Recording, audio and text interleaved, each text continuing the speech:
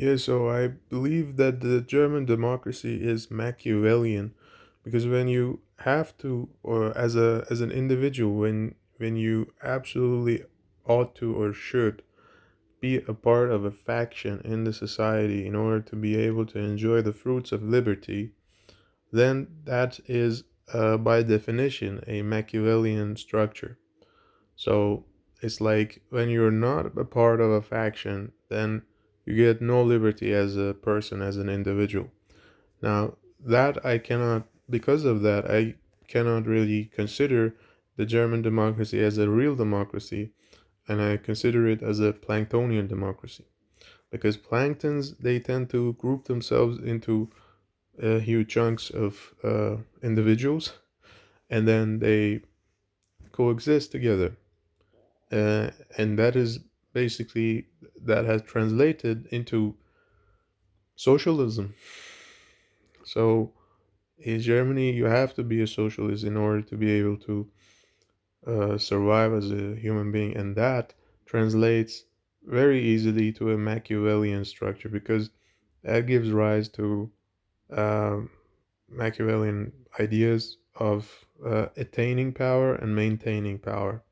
So Um, I don't really consider the German society and the German democracy as a proponent and an advocate of liberty and also justice for individuals as a whole.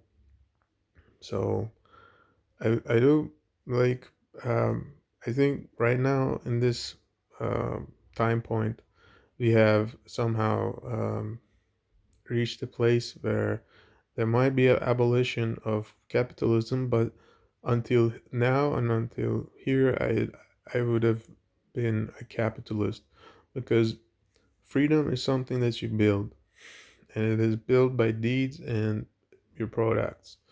So it's like in order to be free, you need capitalism.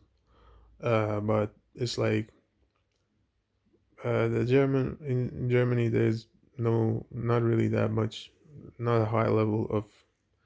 It's not even a meritocracy. Like if you want to look at it from a meritocratic standpoint, from that kind of a view, um,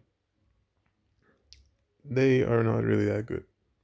So that is why it's as a result, its economy is in stagnation. The products that they produce are going lower and lower in quality and in design, and it's got no spirit. Like the cars that they build, that they design, um, they have no spirit. They are no soul. A human being cannot really feel that much of a connection with the car, but they have done every single thing to be mimicking some soul or bringing some spirit to their cars. Like for example, if you take a look at like two cars that I can give you as an example, like Audi A5 and VW Arteon. So you got this slope going on from the middle of the car to the rear end, and it kind of wants to resemble the fastback style of the 1967 Mustang. Uh, and it's like it wants to give this kind of a feel of a vintage car that were super um, popular back in the 70s and 60s, and that gave those cars had the spirit that those cars had pedigree. They had some character. They were lovable, enjoyable to look at. But still, even when you drive them, they want to mimic a nice uh, sound, like especially the cars made by VW, and they want to sound like they have this kind of a muscle car engine sound. But it's like at the end of the day, it just you cannot build that much connection with their cars, and so because it doesn't have character, it's just a copy. So if you, If you want to have an industry or products that are enjoyable and are competitive, then you need a certain level of meritocracy. And also you need to understand that when you build a Machiavellian structure or a socialist structure, then it is going to have or going to be Machiavellian, but they don't really recognize that. They don't put any effort into seeing that, and they just tend to blind themselves the cognizance of of like blind the cognizance of seeing that it is actually uh, Machiavellian, and many people they tend to join a faction. They tend to go up the ladder by uniting themselves and uh, through overwhelming through sheer number. So people they unite themselves because it's socialist or democratic. So their understanding of democracy is socialism. People who gather themselves, unite themselves into factions, and they stick together, and they just turn their minds off. They turn their judgment off because they own what they only see is uh, getting their goals. So their goals, what are their goals? Their goals are revenge. Most of the times they are only fighting against each other. So for example, if you see the feminist factions, they just want to take revenge from the men. If you look at the rainbow faction, they just want to take revenge from everybody. If you look at the Nazi faction, they just want death for the entire world except themselves. And it's like they also want death for the other factions in the society. So it's like this society is totally torn up in from by different directions. So you got, for example, a car, bunch of cars and engines that are driving into different directions, and this is exactly what has happened in the society, and and when I say like they totally turn their minds off and their ears off, they don't want to listen or see that the structures that they opted for many years ago, 70 years ago after the World War II, they are Machiavellian in essence. And they don't really realize that because what they only see is to achieving their goals and destroying individuals that they target. So it's like the German society is extremely targetive towards people, individuals. They target people. They just throughout the daily life, they only look at every single venue to participate and get offended so that they can use their tools at their disposal in order to get to people and destroy them. Now, this is an extreme an extremely bad society, and nobody feels safe socially to be themselves and um, be safe. And all that they can think of is to achieve more power, to get to each other, to destroy each other, and that is an extremely toxic atmosphere that gets gets created by individuals and factions.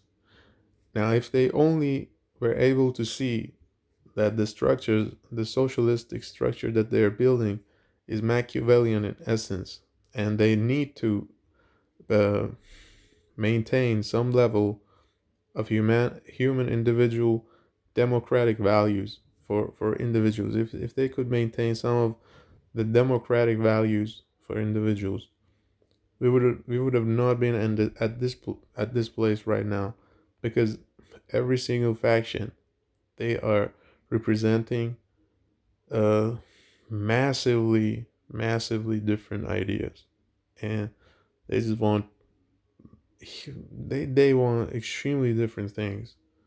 And so everything that one builds, the other destroys, and then everything that the other builds, the other destroys, the other faction. So it is the stupidest uh, system that I have seen. Now, on the other hand, you have the U.S. democracy, and there's also two factions, Democrat and Republican, but they are working hand in hand. Sometimes, yes, I know that, for example, Biden comes over and then he lets millions of immigrants illegally into the country, and then Trump comes and undoes all of it. And now I know I can see that they are working exactly in opposition to each other. But the thing is, when you look at it, they are working hand in hand. What Biden did, Trump is complementing it. So it's like he is reaping the benefits of what Biden did. If there was no Biden, Trump would not have been this successful because he has become a hero, and Biden destroyed things. And it's like people can see and they can understand, they can grow like this by learning from their democracy and their political system, that what kind of a person brings about what kind of results, and the other person with other values like the Republican values, libertarian values, he brings what results that are good for the public, yeah, the public good.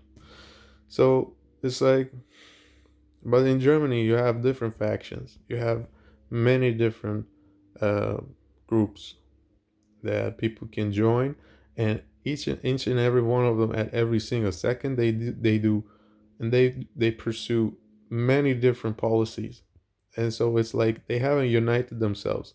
The entire country is like um, at the single cell level, like at the individual level, every person is like pursuing different policies, and they are all um, they are working against each other most of the times. So it's like people cannot be learning from each other that good. Why? Because it's again a Machiavellian structure that everybody tends to blind themselves towards the other groups. So for example, if there are five or six parties, if you're part of one party, then you totally turn your mind off towards the other parties and what they are saying. It's like because you are only wanting to pursue your own agenda, your own policies, your own values. And that doesn't work in a country. With so many factions, it doesn't work like that. And do you know why there are so many factions? The motor that gives such a motivation to being so factious in this country is only jealousy. And that is the only thing. The only thing that they believe in is jealousy. So it's like if you have something and if the other person doesn't really have that and they are jealous of that, then both of them they tend to join two different factions just to get to each other and fight each other because of jealousy.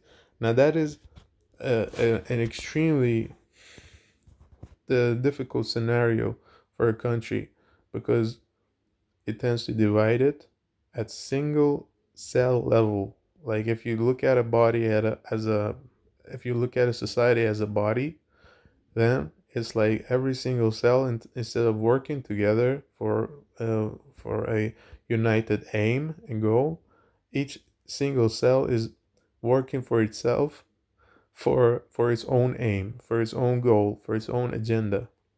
So it's like you have one party that has some policies, has some values, and it only cooperates with one country, one foreign country, and it is defending the interests of an enemy country, for example, with the U.S. I, I'm not saying which group cooperating with what country, but it's like it's extremely difficult to survive in such an atmosphere as an individual. So, thank you very much for listening.